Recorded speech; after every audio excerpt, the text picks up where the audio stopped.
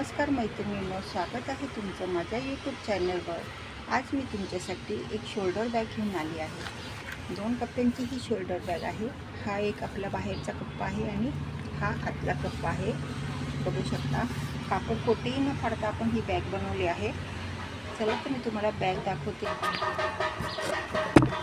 बॅगचा आपला बेस आहे आणि अशी बॅग आहे। खूप सुंदर अशी बॅग आहे। चला तर मग आपण व्हिडिओला सुरुवात करूया। मी हा एक पीस घेतला आहे आणि त्याच्या आतमध्ये मी पोत्याचा एक तुकडा लावलेला आहे आणि खालच्या बाजूने अस्तर लावलेला आहे।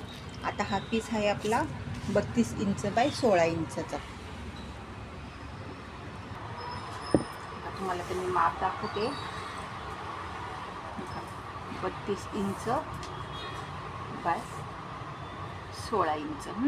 16 इंचाचा हा भाग घेतला आहे। आतमध्ये मी पोतं लावलं आणि त्याच्या खालती मी अस्तर लावलेला आहे। ठीक आहे,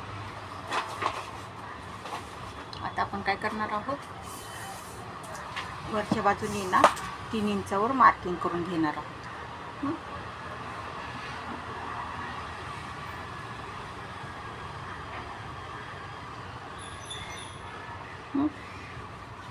सरळ लाईनीने पट्टीने आपण लाईन मारू, म्हणजे सरळ आपली हे कापलं जाईल पीस।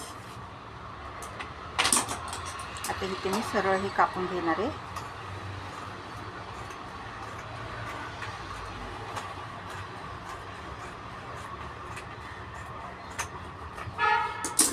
आता इथे आपल्याला ना चेन लावून घ्यायची आहे। ठीक आहे, बघा अशी इथे ना चेन लावून घेणार आहोत आपण।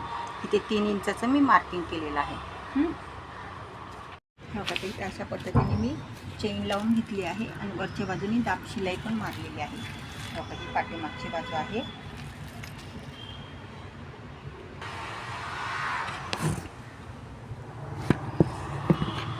आता ही जी एक्स्ट्रा चेन आहे ना, ती मी कट करणार आहे बरं का।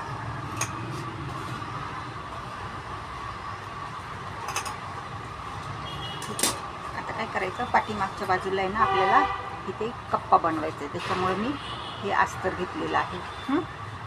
आता हे अस्तर आहे बघा 16 इंच बाय 11.5 इंच। असं 16 इंच आहे आणि असं 11.5 इंच आहे।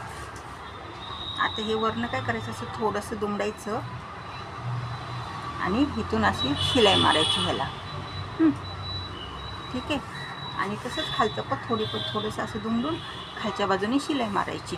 एकदम असं वरती घ्यायचं नाही असतं, हे चैनीचे आपलं एक थोडंसं वरती घ्यायचं आहे। ठीक आहे, असं ह्या पद्धतीने इथे एक शिलाई आणि खालच्या बाजूला पण कापड दुमडून शिलाई मारून घ्यायची आहे। हे बघा अशा पद्धतीने अस्तर पण माझं शिवून झालेलं आहे। ठीक आहे, आता हा आपला एक बाहेरचा कप्पा तयार झाला। आता आपण बंद लावून घेऊया। आता इथे मी 2 बंद घेतले, तुम्ही बघू शकता। 27 इंच बाय 1 इंचाचे, 27 बाय 1 इंचाचे 2 बंद घेतलेले आहेत। आता इकडनं आहे ना आपण घेणार आहोत 5 इंच आणि इकडनं परत 5 इंचाचं मार्किंग करणार आहोत। आणि मग इथे असे हे बंद लावून घ्यायचे आपण। शोल्डर बॅग असल्यामुळे मी बंद थोडे मोठे घेतलेले आहेत। मग अशी 2 इथे लावून घ्यायचे दोन्ही बाजूला। आता इथे दोन्ही बाजूला सेम येण्यासाठी काय करायचं, बघा हा एक भाग असा ठेवायचा मार्किंग केलेला आपण, आणि हा दुसरा भाग असा असं समोर बरोबर हे घ्यायचं, असं समोरासमोर घ्यायचं हे।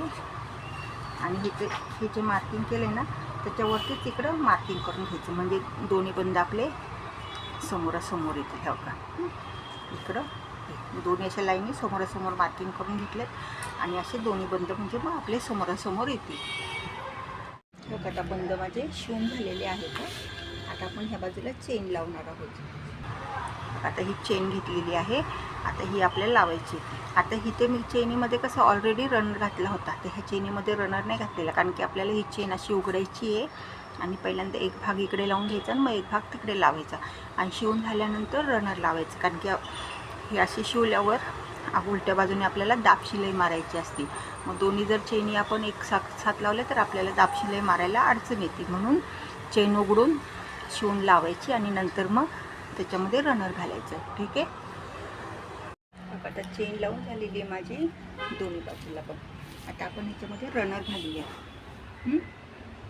आता रनर घालून झालेलं आहे माझं. आता काय करायचं, हे बरोबर असं आता आपण उलट्या बाजूने हे करतो ना, शिवतो, तर उलट्या बाजूने आपल्याला शिवायची नाही आहे ही असतात का.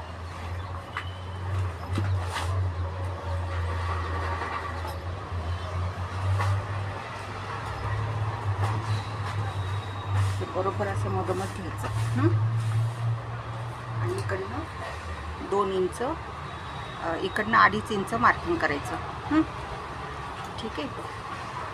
इकडनं पण 2.5 इंच मार्किंग करायचं आणि परत पाठीमागच्या बाजूने पण 2.5 इंच आपण मार्किंग करणार आहोत.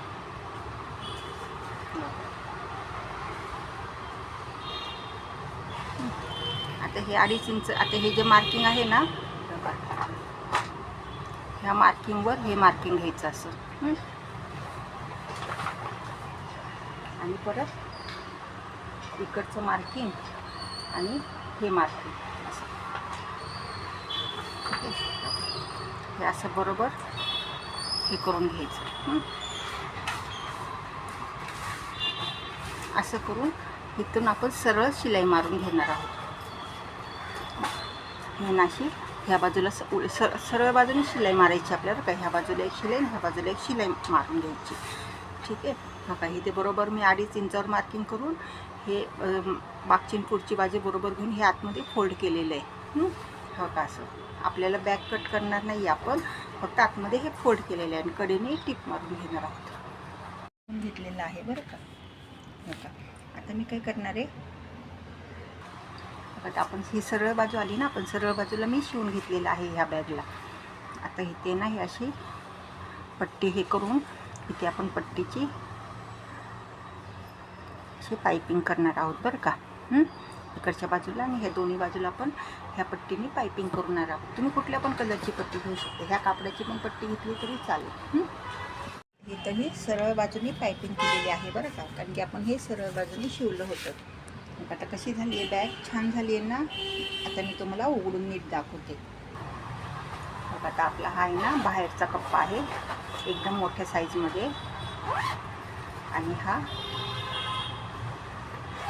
आतला कप्पा आहे. आता आतला बेस तुम्ही बघू शकता. हो का.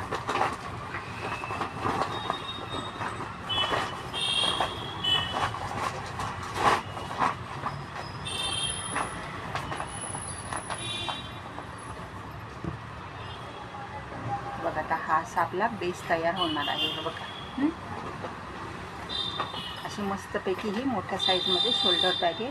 कापड कुठेही न फाडता वगैरे मी ही बनवलेली आहे. बघा हा बेस बघू शकता तुम्ही.